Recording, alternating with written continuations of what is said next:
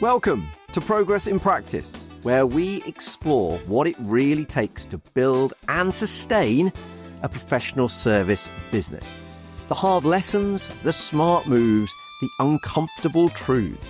Because success leaves clues, if you're willing to look for them. I'm Charlie Redding. Let's dive in. So Chetan, welcome to the Progress in Practice podcast. I am really looking forward to chatting to you today because I know that we're going to end up spending a lot of time talking about the world of AI, which for anyone that listens to this or follows what I do, I'm incredibly passionate about. So really looking forward to talking to you today. So to kick things off, the first question I always want to ask is, what do you do? Who do you serve? And what makes you different? So how do you help people and who do you help and why? Sure. Thank you for that, Charlie. Before I answer that question, thanks for the invite. This is something I really like to do, is educate and learn key questions that the audience have. So thank you for the invite. So who do I serve? Who do I help? I predominantly work with the financial services and banking industry and helping them solve complex problems using AI. And the AI that I focus on is called vertical AI, and I'll go into that a bit more around what vertical AI is. But I also help entrepreneurs and business owners. So everyone wants to do something in AI, but they're struggling to figure out where do they start and how do they do it. So I help them move from kind of experimentation to execution, and then helping them build what I call vertical AI agents. And so it's designed for their industry, their workflow, and it's just one outcome, which allows them to get the accuracy that they desire. So just for those people who aren't absolutely clear on what you mean by vertical AI, explain that terminology as if I was 5. Yeah, sure. So let's take two babies born at the same time. Now, the first baby, we train the baby mathematics, English, science, human emotions, and it grows to become a mini jack of all trades. So very, very artistic, and it's always thinking of generating an answer. It's been trained that way. Now, the second baby, we only train it mathematics only, pure maths. Now, that baby becomes very scientific. It understands right from wrong, and it always is subservient to the human. So if it doesn't know the answer, it will always check with the human. Now, the first baby is generative AI, and the second baby is vertical AI. Now, both of them aren't competitors. They can be used in different use cases. So when we look at generative AI, which hit our living rooms in end of 2022 and early 23 with ChatGPT, that was an amazing engineering feat, which allowed us to understand how AI can be used in our day-to-day lives around summarization, around brainstorming, MVPs. But then quietly in the background, banks have been developing vertical AI solutions that are really targeted into their industry, that understands their domain, their context and convention. So there's two types of intelligence. Everyone always talks about Gen AI, which is horizontal AI, and I talk about vertical AI, which is narrow AI. So it's like having the specialist, I suppose, is it? It's like saying this particular AI is built to do this task really well. It's not going to do all the other stuff. You're not going to have a conversation with it and brainstorm your best man speech with it, but it's going to do this job and it's going to automate this process. Is that what you mean? Yeah, exactly. And the way it works is that you feed it the data. So it's only your data that goes into that model. So you're training this AI model the way you want to be trained. So it's like a sponge. It soaks up all your input, all your in-house rules, all your in-house data. And then there's the guardrails to say that if it doesn't know the answer, it always comes back to you to say, is this right? And then you have that feedback loop with the AI, and it learns. So the next time it doesn't ask you that question. So you have more control around your data. And what that does, it increases the accuracy level to 100%. Whereas if you have an AI that just thinks on its own, you don't know where the data is coming in. There could be some consequences around data going out incorrectly or payments going out the door. So it's control mechanism around that. Brilliant. Love that. And so what story best explains why you do what you do? Yeah, sure. So I started my career in banking in 97, and I spent lots of time standing in front of this big white box called a fax machine. Some of your readers might not know what a fax machine is, but I was qualified in university, had this degree in corporate finance, but I was spending hours and days just spending time processing data. And when I reflect back on my journey, my story, I was a human robot in these big corporations, very smart in what I was doing, but I was doing a job that a machine can do. But at that time, the machines weren't able to do those tasks for us. So there was no real judgment involved in those processes of clicking buttons, reconciling the information, and then pushing it down to the next part of the workflow. So that's where that kind of inefficiency came and that risk came around that. So we were acting like robots, and now what I realize is now with AI, we can replace all those humans doing those kind of repetitive, mundane tasks with AI, and then we shift them now to more high value add, more kind of using their judgment and their expertise, which is a win-win for everyone. Brilliant. I couldn't agree with you more. I think the term I found myself saying, and I'm not even sure whether I heard it somewhere else or whether I made it up, is to automate the repetitive, humanize the exceptional. And I think it's just, AI is not about replacing humans. It's about uplifting them, isn't it? It's about Correct. freeing them up of the repetitive, boring stuff so that they can do the stuff that involves empathy and creativity and leadership and all of that kind of piece. So I think that's absolutely brilliant. And I think there's so many jobs within a business, with, particularly working in financial services, that could be automated and done far better by a robot, as you describe.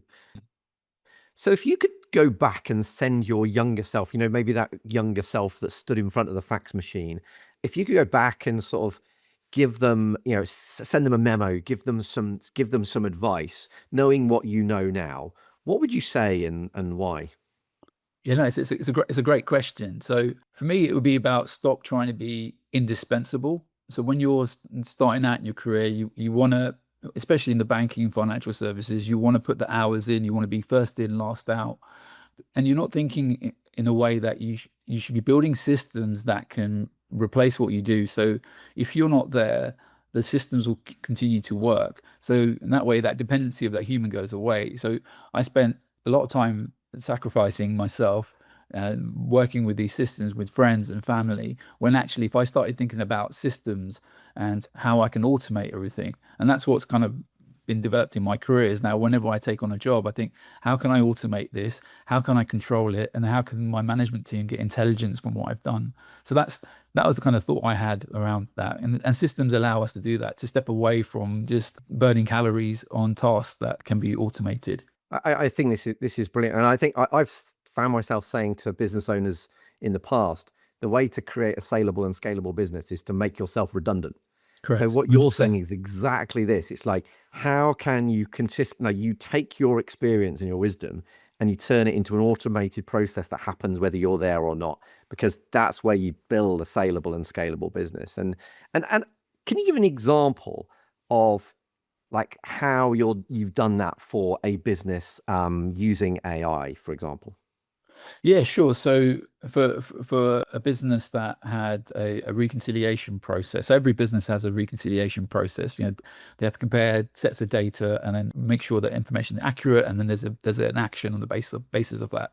This task was a very boring task for that manager, and when that person left, they found it really hard to hire someone to do this task around reconciliation.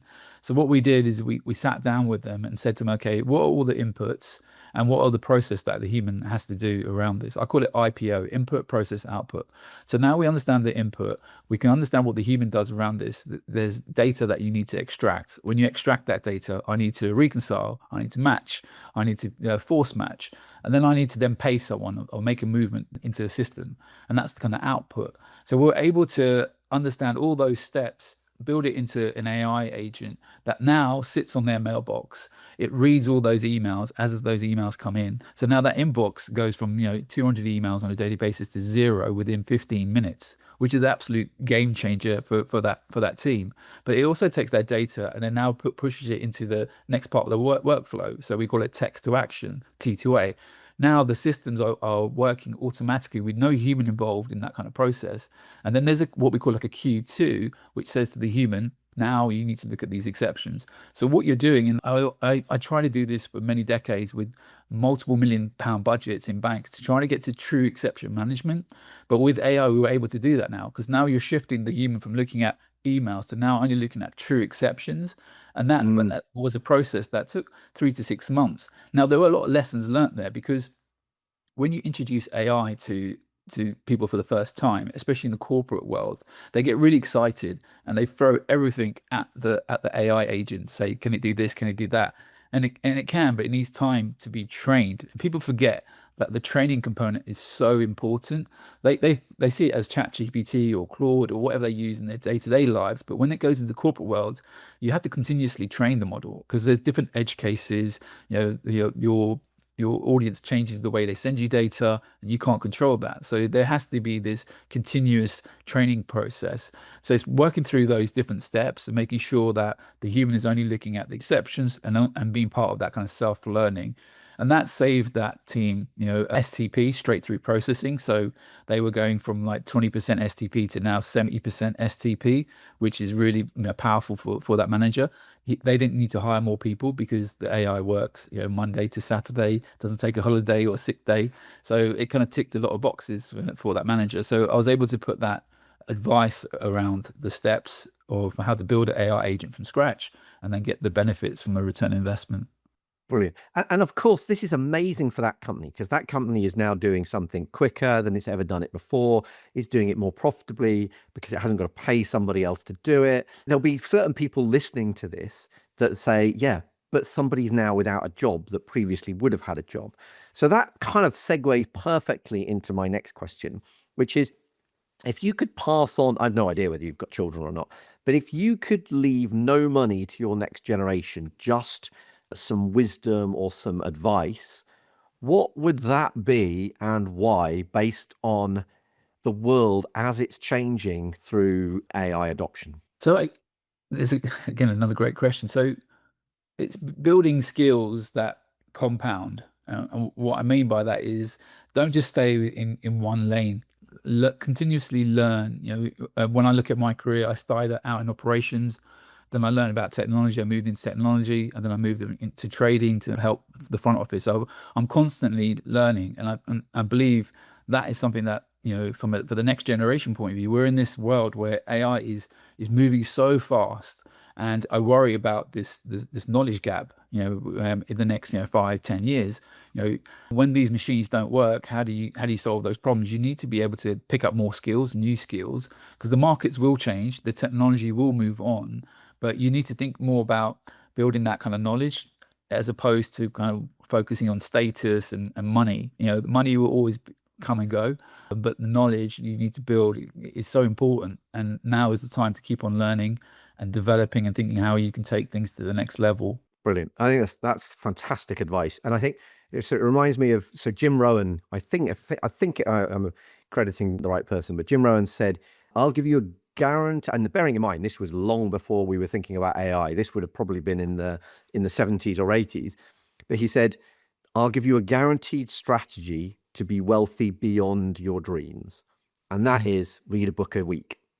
Yeah. So, book a week is this constant learning that you're talking about. And then, regardless of what's going on in the world, whether it's AI, whether it's mental, health, that constant inquisitive learning allows you to deal with what's being thrown at you at that time and find where the opportunities are. So I think that's brilliant advice. Yeah, I read also that the more you learn, the more you earn.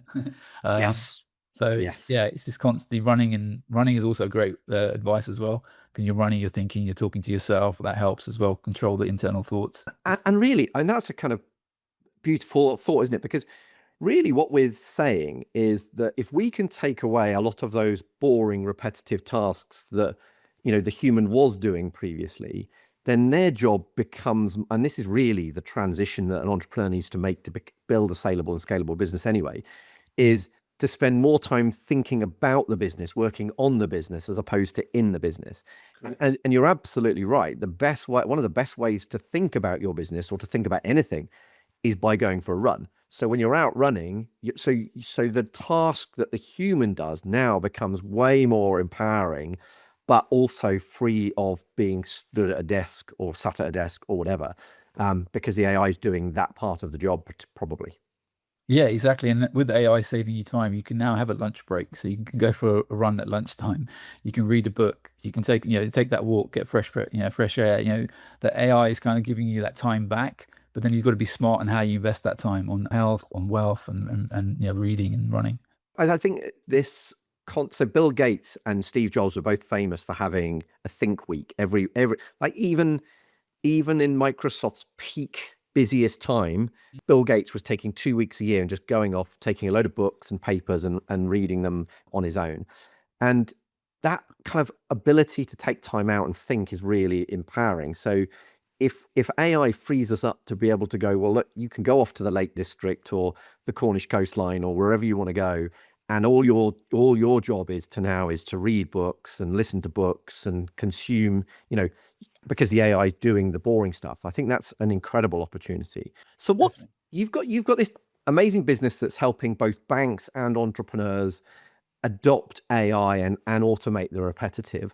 What's the biggest obstacle that's blocking you from hitting your goals at the moment? Sure. So it's not the technology. It's more to do with the hesitation. So, too many organizations are paralyzed by choice now. So, they're constantly being bombarded by organizations saying that they can do AI.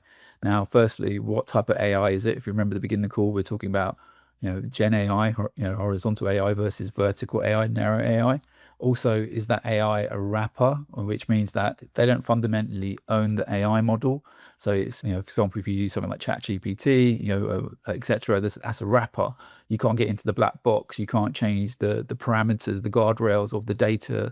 You can't optimize it that much that you don't have that ability. So technology teams become an obstacle, and rightly so, because they're also learning how to use AI in their world, and they will get there. But there is this challenge where they're now saying that we'll do it ourselves, and they will be able to do it, but they need to partner. And I constantly have this conversation with my clients, and I always go back to Apple. Apple is obviously one of the biggest technology firms on the planet, completely disrupted everything they do. But when you look at what their AI journey was, they did spend, billions and billions of dollars on that kind of AI space. But why did they partner with OpenAI? They're going to partner with OpenAI because they're going to, in parallel, build their own internal tech to have their own kind of Apple intelligence on its own. But they decided to partner with OpenAI because they were the market leader. They could learn from them, and we know from history what they did with IBM. They dropped IBM from a chip manufacturer to create their own silicon chips. So we know at some point they're going to drop OpenAI. So they're the kind of challenges and obstacles I have is teaching those technology owners and technology people that are responsible for technology that, it's not about build versus buy now. It's about build versus buy versus partner. And that's the new future that we're in now, because there are amazing firms out there building these AI solutions. And I think you should just partner with them, learn, and then see strategically if you grow with them, or in parallel build your own internal tech. Brilliant. And there'll be a lot of entrepreneurs, particularly people running professional practices, listening to this. Like maybe they run an accountancy practice or a financial advice practice or a firm of solicitors, and they're looking at this going, where on earth do I start? What would your advice be on where do they start on their AI journey? Yeah, sure. So I've developed a framework, and when I started getting into a lot of detail the last 2 years, I was trying to find things out there that I could read, but there's nothing really out there around the kind of vertical AI space. So I built this framework, which is called the Autobot, the vertical AI Autobot, and it goes through kind of 7 steps. The first step is all around in Autobot is around what do I automate? So look at the tasks that are burning the most amount of calories that take 30 minutes, 20 minutes to do. There should be the kind of low hanging fruit that you should go after to look to automate. Can the machine look at that? Then it's looking at the unravel you, which is what data do you have to do that process? Do you understand? Is it unstructured? Is it structured data? And be able to kind of break down that data into kind of chunks that can then be fed into the machine. Then it's the kind of training. It's what I call the T. So training the model. How do how many data points do you take? What sample you take? And then you look to optimize the model. How do I integrate it into my systems? Am I using Salesforce? Am I using Google Mail? What kind of interfaces do I need to optimize my AI agent? So that's the kind of 4 steps. It's called the auto, which is the autopilot. That gets you to a pilot. That pilot then allows you to go out and tender for vendors to pitch to provide you an investment cost to develop your AI agent. And then the BOT, the bot, is building it now. So how do you build it? What do you kind of put it on the cloud privately, or do you have it on-prem? Do you outsource it? And then once you've built the AI agent, how do you kind of operate it? What's the kind of the guardrails around the operations, the straight through processing? And last but not least is how do you then transform to the next set of AI agents? So that kind of Autobot framework helps a business owner go from zero to hero in AI with low cost, low impact, because that first 4 steps is them just putting their idea on paper. And once you put it down in paper, we can then break it down into kind of the chunks that is needed for the AI agents. Brilliant. And so when I did, and I can see that working very, very well for sort of medium size and bigger businesses. I can also sort of hear a one-man band thinking, oh my God, that sounds like it's still really daunting. When I put together the AI masterclass, which is like an AI course that we put out, I suggested for sort of one-man bands, maybe the starting point was just to get a good CRM system. So for example, like in financial services, the CRM systems have been pretty horrible for years. And yet there's a new system called Ningi, which has really gone in on AI, and it's gone everything, the AI sort of weaves into the whole process. And that to me was an easy way of a financial advisor just going, well, look, if I adopt their software, and I suppose it's partnering in the sense that you maybe you said, essentially, if I adopt their software, then they're going to do a lot of this research and build for me. Do you think that's a sensible way of going about it? 100%, 100%. Because like you said, those one-man band entrepreneurs, those solopreneurs, they having that kind of partnership with a firm that can solve, like you said, like the CRM problem. That's a big challenge. Also, sort of landing pages on websites. Again, that's very easy to do with AI now. So you can just sort of drive traffic, into your sales funnel. Or so those are kind of really easy kind of accelerators. So I totally agree with that. What you do in your AI masterclass.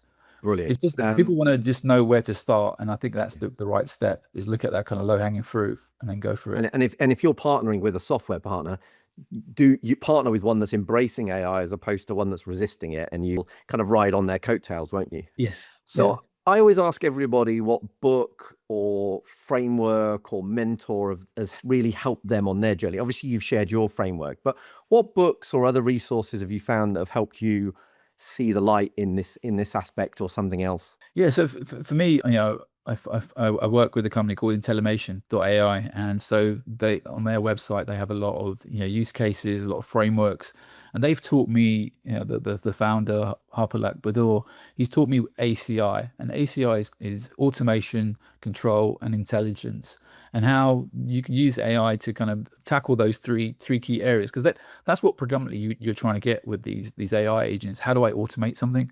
How do I then improve controls and to make sure that nothing's going out that shouldn't go out? And then how now do I try to get intelligence from that? So that's a framework that I've learned through intellimation.ai for the last couple of years. And then there are other books out there that I sort of follow and read and stuff. So again, it's I like the kind of Rich Dad Poor Dad book, which you got to now start going back to the early questions around you got to think about how you can sort of make money work for you. And now in this time we're in, AI can predominantly do that for you, be able to create those solutions to help people and sort of coach and train them.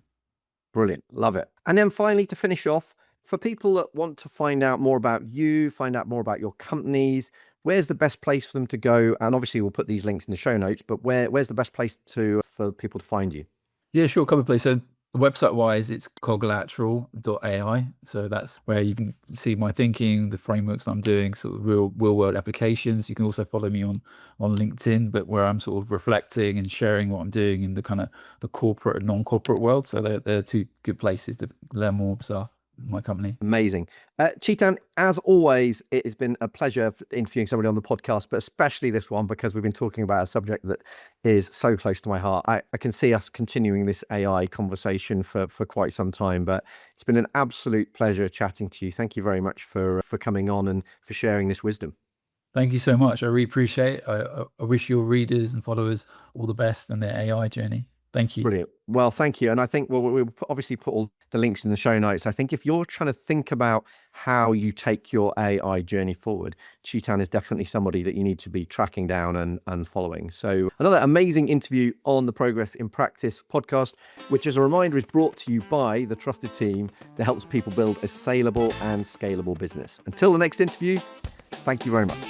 If this conversation resonated, you'll find more support, structure, and community inside the trusted team, where ambitious service-based founders come to build businesses that are scalable, saleable, and sustainable.